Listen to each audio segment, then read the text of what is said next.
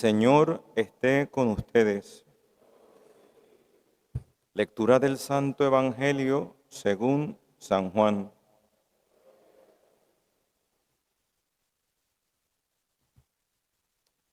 En aquel tiempo estaba Juan con 2 de sus discípulos y fijándose en Jesús que pasaba, dice: Este es el Cordero de Dios. Los 2 discípulos oyeron sus palabras y siguieron a Jesús. Jesús se volvió y al ver que lo seguían, les pregunta: ¿qué buscáis? Ellos le contestaron: Rabí, que significa maestro, ¿dónde vives? Él les dijo: venid y veréis. Entonces fueron, vieron dónde vivía y se quedaron con él aquel día. Era como la hora 10:00. Andrés, hermano de Simón Pedro, era uno de los 2 que oyeron a Juan y siguieron a Jesús. Encuentra primero a su hermano Simón y le dice: hemos encontrado al Mesías, que significa Cristo, y lo llevó a Jesús. Jesús se le quedó mirando y le dijo: tú eres Simón, el hijo de Juan. Tú te llamarás Cefas, que se traduce Pedro. Palabra del Señor.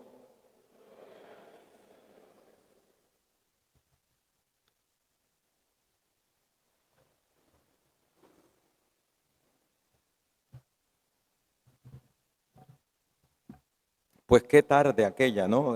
Tan entrañable que cuando Juan escribe su evangelio, Juan el apóstol joven ya era viejito y no se le olvidó que fue a las 4 de la tarde, la hora 10:00, cuando estuvo por primera vez con su maestro, Rabí.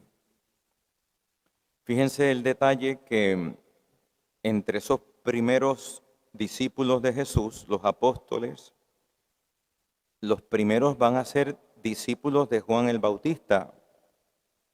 Por lo menos aquí conocemos 2. Andrés, hermano de Simón, de Pedro, y Juan, el que escribe el Evangelio, el hijo de Zebedeo, el hermano de Santiago. Lo cual nos hace pensar que entre los apóstoles, al menos 4, la tradición adjudica que eran también discípulos de Juan el Bautista antes de conocer a Jesús. Y van a conocer a Jesús a través de su padre espiritual, de Juan el Bautista. Fíjense cómo el Evangelio de hoy dice que Jesús pasaba por allí, posiblemente después de la escena del bautismo, ¿no?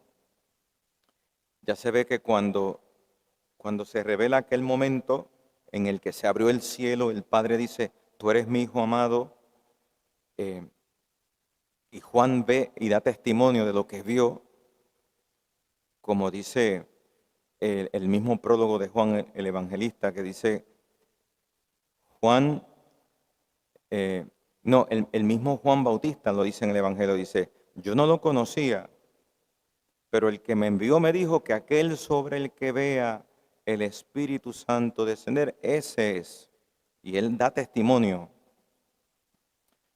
Pues Juan, que vio aquella escena sobre la que se le confirmó que Jesucristo es el Mesías, el ungido, el Cristo, él le presenta a los discípulos y dice que Jesús pasaba por allí y dice: este es el Cordero de Dios.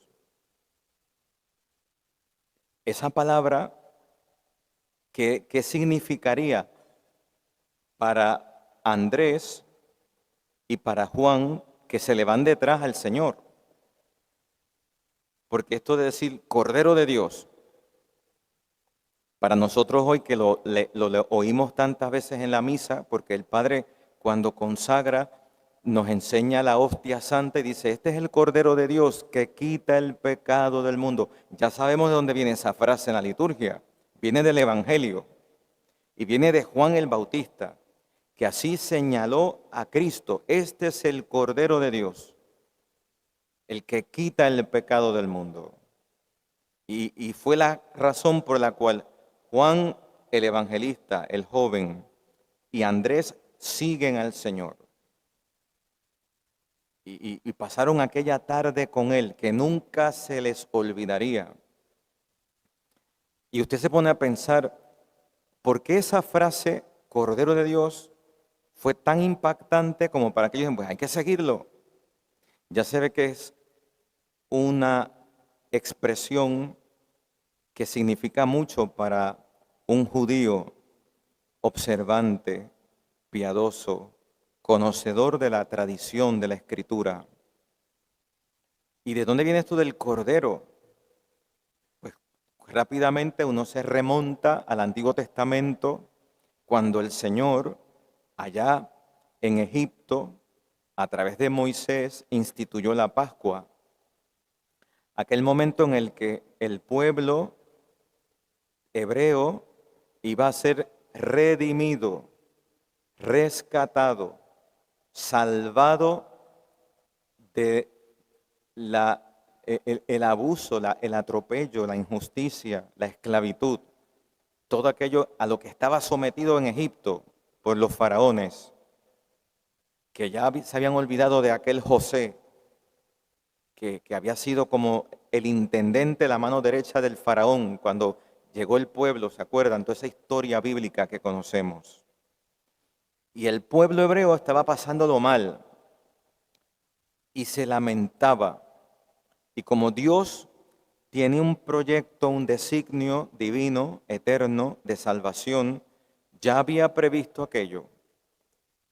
Dios había permitido que el pueblo hebreo se trasladara hasta Egipto en un momento dado. Y sabemos cómo. A través de José, que había sido traicionado, allá terminó vendido por sus hermanos, los hijos de Jacob, toda esa historia. En un momento de hambre, Dios había preparado que José llegara primero a través de todo lo que sufrió, para que pudiera el pueblo ser acogido en Egipto. Y pasa el tiempo y mira dónde termina. Esclavo. Y uno puede decir, bueno, es que el Señor, ¿por qué no le ahorró todos esos sufrimientos a su pueblo?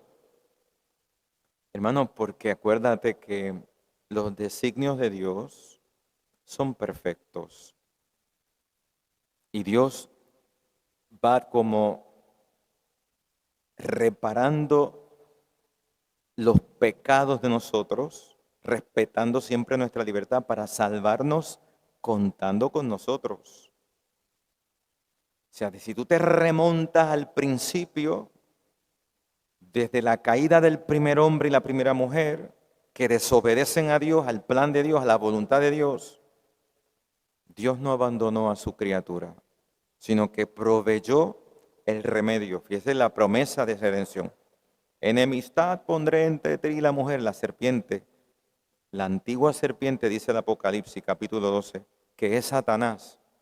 Por tanto, aquella figura de la serpiente del Génesis tiene un sentido, Satanás. Y ya luego sabemos quién es Satanás. Un ángel caído que se rebela contra Dios. Y como no puede hacerle la guerra a Dios porque es una criatura, se la hace a los hombres. Pero como nada ocurre en la tierra si Dios no lo permite, porque Dios es Dios, punto. Por tanto, Satanás sirve a los designios de Dios. Claro. Y por tanto, todo acecho, toda insidia del mal es porque Dios se lo permite. Porque si no, no podría hacer nada. ¿Y por qué lo permite? Porque Dios en su plan perfecto dijo, pues, tú te rebelaste, soberbio ángel de luz, Lucifer, pues ahora vas a servir a mis designios desde tu condena. Y como Dios no salva al hombre, que es libre, porque lo creó a su imagen y semejanza. No lo salva sin él, sin su libertad, sin su voluntad, porque Dios respeta la naturaleza que creó en el hombre, imagen y semejanza de él. Sí, pues ahora que el sinvergüencita ese que se reveló va a servir a mi voluntad, porque yo tengo que salvar al hombre pasándolo por la prueba, que él libremente venza al enemigo. Estos días estábamos en el breviario leyendo en el oficio de lectura el libro del Génesis, porque estamos en año par, y estaba leyendo aquel momento de la caída de Caín y Abel. Oye, son escritos que uno ha leído muchas veces, el Génesis. Y me llamó la atención un versículo cuando Caín ya está gestando matar a su hermano Abel, pues porque le dio envidia. Dice la escritura que Abel era ganadero y las primicias de los hijos de sus ganaditos se los ofrecía a Yahvé, a Dios. Y Dios se complació por ese gesto, porque, oye, la primera vaquita, el primer cabrito de sus crías se lo ofrecía en holocausto a Dios. Esto es tuyo, tú me lo has dado todo. Y Caín, que era agricultor, en vez de ofrecerle a Dios las primeras cosechas en gratitud, le ofrecía lo que le sobraba. Entonces Dios bendecía a Abel y Caín se enfogonó. Y este es el texto que me llama la atención. Dios le dice a Caín, oye, el mal está al acecho sobre ti, pero tú puedes vencerlo. Esa frase me golpeó esta semana cuando leía eso en la Biblia. Porque es así, hermanos. El mal está al acecho, es sugestivo, es insidioso, te rodea, te ataca con el pensamiento, con las sugerencias, por los recuerdos de errores cometidos. Así brega el demonio, tentándote. No es Dios, pero Dios lo permite. Pero dice Dios a Caín, tú puedes vencerlo. Porque Dios te ha dado una herramienta tremenda, que es la voluntad. El demonio no puede hacer nada sobre ti si tú no lo dejas, si no te le rindes. Por eso tu voluntad es tan preciosa ante Dios. Y la única manera de vencer al demonio es dándole tu voluntad a Dios. Señor, mi voluntad tuya, como la Virgen, la esclava, yo no tengo voluntad, soy de Dios. Pues digo todo esto para entender lo que está en juego en todo este proceso, como el Señor nos llama. Nos llama a corresponderle. Nos llama contando con nuestra voluntad. Mira hoy la imagen de Samuel. Qué interesante. Dice hoy la primera lectura que hasta aquel momento Samuel no conocía a Dios. Era un niño, conocemos la historia de él. Llega al santuario de Silo bajo la custodia de Elí, porque su madre lo ofrenda, porque ella no podía tener hijo, Ana, y luego de ella orar y confiar en Dios, Dios la permitió quedar encinta. Y aquel niño se iba a criar en el santuario junto a los sacerdotes de la antigua alianza. Y Dios tenía un plan con ese niño, con Samuel. Y hoy narra el texto de la primera lectura cuando Dios le llama por primera vez. Dios a través de la noche, el sueño, Samuel, Samuel. Y toda esa anécdota, todo ese incidente nos ilustra hoy a nosotros. Fíjate que para Elí significó un discernimiento. ¿Qué le pasa a este muchacho que me ha levantado 3 veces en la noche pensando que lo estoy llamando? Y ya al final dice, pues tiene que ser Dios. Claro, el pobre niño no sabía. Entonces Elí le instruye. Pero es interesante cómo le instruye. Tú vas a decir, aquí estoy, porque me has llamado. Por tanto, el mal está al acecho igual en nuestra vida. El enemigo quiere instigar para que yo no obedezca a Dios, para que yo no haga la voluntad de Dios, ni conozca la voluntad de Dios. Porque una de las secuelas del pecado original es que el memorial de Dios en nuestra historia ha quedado borrado. El entendimiento, la memoria y la voluntad, que son la imagen de Dios en nosotros, el modo como Dios quiere hacerse conocer en el pensamiento, recordar en la memoria y querer en la voluntad, ha quedado herida por el pecado. Y el demonio instiga para que tú te olvides de Dios.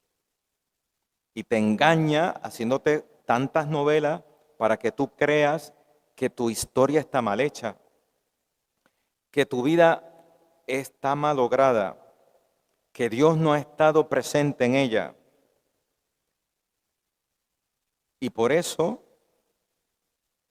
vamos a hablar ya mismito de cómo Pablo tiene que ayudar a los primeros cristianos, haciéndole ver que no, que el cuerpo no es para la fornicación, para la lujuria, para el desenfreno, que las inclinaciones que puedes tener en tu cuerpo responden a una situación actual del hombre, de la naturaleza humana caída.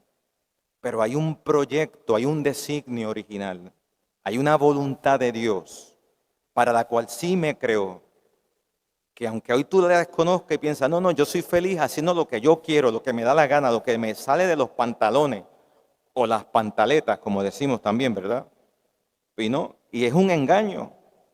Es la misma historia de Caín y Abel. El mal está al acecho, pero tú puedes vencerlo. Porque la instigación del mal es permitida por Dios para que tú puedas vencerla y libremente, con tu voluntad, decir, serviré al Señor, como San Miguel. Serviré a Dios. ¿Quién como Dios? Como los siervos de Dios en la tierra. Pues hermano, la historia de Samuel en aquel aquí estoy porque me has llamado es como el modo como tú y yo, la criatura racional, puede responder al querer divino en una total disposición, estado de voluntad, intención. Yo, ¿qué hago en la tierra? ¿Por qué existo? ¿Cuál es el sentido de que yo esté aquí pasando penurias y calamidades y contrariedades y enfermedades y que me tocó el marido más salchichón de la historia, la mujer más cantaletera? Si llego a saber que iba a ser este salchichón, no me caso con él. Así pensamos, engañados por el demonio. ¿Y por qué me tocó a mí trabajar en esto? Y me tocó este jefe y estos compañeros y esta universidad y esta carrera y esta enfermedad. Y estamos como una especie de novela de contrariedad, amargándonos porque el demonio, que es un desgraciado, quiere hacerme desgraciado, haciéndome perder la perspectiva divina. Y pienso yo que mi vida está mal hecha. Fíjate tú la locura del demonio hoy, hacerle pensar a la gente que yo nací en un cuerpo equivocado. Mira, Dios está mal, pues porque mira, me metió en un cuerpo que no es el que me debió haber metido en el cuerpo de aquella, de J-Lo, pues yo con el cuerpo de J-Lo, estaría yo aquí con todo el mundo a los pies míos. Qué engaño, qué estupidez, ¿no? Que la gente pueda pensar, Dios se equivocó. Si yo llego a ser Dios, seguro que hubiese hecho mejor. Fíjate tú, yo soy tan humilde que yo es que tenía que haberme preguntado a alguien, tú hazte de Dios, ¿por qué es que Dios se equivocó? La soberbia, la arrogancia, ¿no? Claro, el demonio, que es un fake, es un engaño, sabe tergiversar toda la verdad siempre. Y te hace pensar, es que si Dios no te deja tú acostarte con el que te dé la gana, ese Dios no te conviene, mijo, échalo para el lado. Dios tiene que hacer lo que tú quieres hacer, cuando es todo lo contrario. En el paraíso había comunión de la voluntad humana con la divina, había armonía, porque Dios le había dado todo en el jardín, todo creado para él, todo, no necesitaba nada. Por eso la malicia del pecado de origen, porque teniendo conocimiento de todo el amor de Dios, el hombre le creyó a la serpiente que le hizo olvidarse de Dios. Pues mira cómo nos enseñó la palabra, aprender desde que nos levantamos. Aquí estoy porque me has llamado. Yo tengo una llamada divina. Y si estoy aquí en la tierra, es para responder a tu llamada. En ella, en tu voluntad, está mi felicidad, mi paz. Eso que yo anhelo tanto y que busco y que estoy dando tropiezos y trampicones y cojo moretones y bofetadas y galletas, porque cuidado que me pasan cosas, Padre. Usted no sabe lo que me ha pasado esta semana. Y me pasó esto y aquella humillación y aquel coraje y un señor me dijo una mala palabra y el otro me chocó el carro y el otro me robaron el dinero, Padre. Me pasó esto. Pues sí, ante el mal que acecha, tú puedes vencerlo, le dijo Dios a Caín. Acuérdate, está el acecho, pero hay una razón. Aquí estoy, Señor, porque me has llamado. Tú me has llamado a ser feliz, a alcanzar la vida eterna, a reinar contigo, a alcanzar la felicidad. Tú me amas. Y por tanto, cuando Pablo le decía a los hermanos de Corinto aquello de que no, tú no estás hecho para seguir tus pasiones, tu cuerpo no es para darle gusto a todo lo que te pide el cuerpo. El cuerpo me lo pide, sí, sí. El cuerpo te pedirá muchas cosas, pero tú tienes el mal acecha, pero tú puedes vencerlo. El cuerpo está hecho para la gloria a Dios. Como decía, no os pertenecéis, glorificad a Dios con vuestro cuerpo, porque tu cuerpo es templo del Espíritu Santo. Tú no te perteneces. Alguien te ha salvado, te ha comprado a buen precio. Eso ha hecho Dios enviando a su Hijo a pagar la condena de la deuda por tus pecados, para redimir tu cuerpo y tu alma y liberarte de la esclavitud de las obras del diablo, que te ha engañado y te ha hecho tomar malas decisiones. Pero tienes que abrirte a la voluntad de Dios. Todo este tema de hoy día que están ahí con el bochinche, que si hay que bendecir a quién y a quién no. Mira, hermano, al final toda bendición es una liberación del pecado. No tiene sentido que pretenda yo que me bendigan para seguir en el pecado, porque no estoy hecho para la fornicación, sino para el Señor. Por tanto, todo el que se acerca a un sacerdote para ser bendecido es porque en el fondo quiere ser liberado de los engaños en donde el diablo me ha llevado, engañado. Pensando yo que mi felicidad era estar con fulano, con mengana, con haciendo esto, lo otro. Porque en el fondo lo que busco es ser feliz, pero me he equivocado en lo que yo pensaba que era mi felicidad. Y por eso he hecho malas opciones. ¿A qué ha venido Jesucristo? A mostrarme la luz, la verdad. Y así, Juan, el Evangelio de hoy, decía, pasamos la mejor tarde de nuestra vida, aquel día que estuvimos con el Maestro. No lo olvidaré jamás. Eran las 4 de la tarde.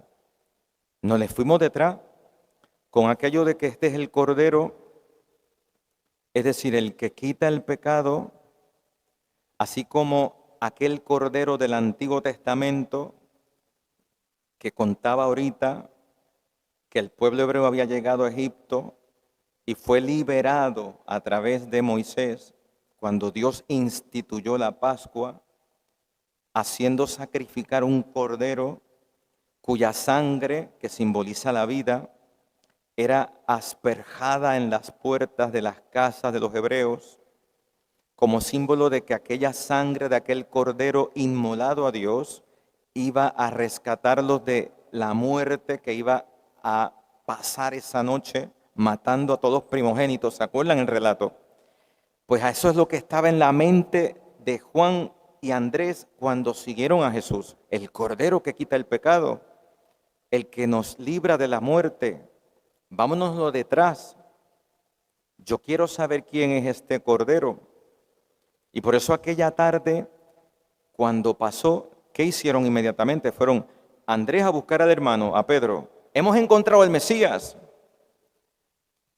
¿Qué hablarían esa tarde? ¿Qué vería Andrés? ¿Qué vería Juan, que ya nunca se olvidó?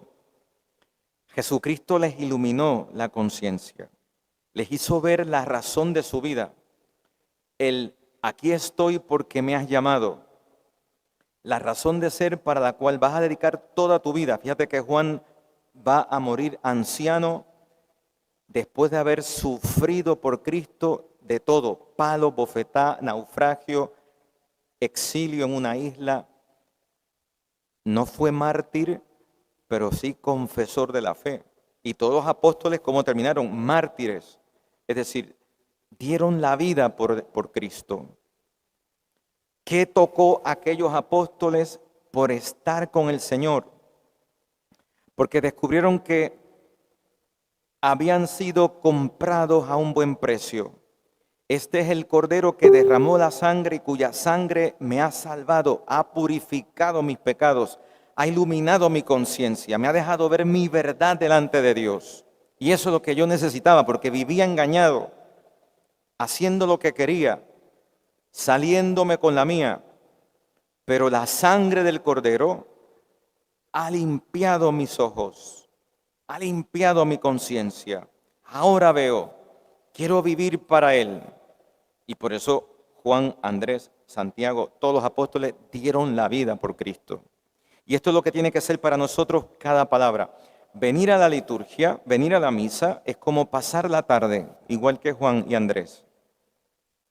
Y salir de aquí diciéndole al mundo: he encontrado al Cordero que quita los pecados, me ha quitado los pecados, que ha dado la vida por mí. He sido comprado a buen precio, decía hoy la segunda lectura. Ahora vivo para glorificar a Dios con mi cuerpo, con mi persona, para que mi relación, sea la que sea, solo sea verdadera si vive como templo de Dios, purificado en la sangre del Cordero. ¿De qué me vale a mí estar con una pareja si pierdo mi alma? Si no vivo a la altura de lo que soy. Es templo del Espíritu de Dios. Y eso es lo que hace que la gente se transforme. No es porque lo diga ni el Papa, ni el obispo, ni el cura. Es Dios que nos ha hablado por su Hijo Jesucristo. Camino, verdad y vida. Y la gente que viene a la iglesia viene buscando a Cristo, no que me aprueben mi vida.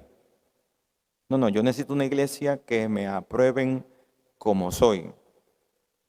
Pues sí, Dios te ama con tus heridas, con tus pecados, pero te ama en su voluntad, como quiso desde un principio. Te quiso hijo, te quiso santo, y Dios quiere darte su santidad divina. Y por eso te llama, ahí donde estás, como viniste, con todo el package de toda tu historia, con todas tus malas decisiones, con todo lo que tú traes, heridas y cargas, y te llama y te transforma, porque te quiere feliz. No te quiere engañado por las mentiras del diablo, te quiere liberado. como los hijos de Dios, sanado de la raíz. Pues esa es la verdad. Por eso estamos empezando el año con este evangelio tan hermoso, para que aprendamos a ser como Juan y Andrés. He encontrado al ungido de Dios, al que ha derramado su sangre como el cordero y me ha comprado a buen precio. Yo valgo la sangre de Cristo, del Cordero de Dios, que derramó su sangre para limpiar mis pecados. Y eso es lo que le anunciamos al mundo cuando hablamos de Cristo.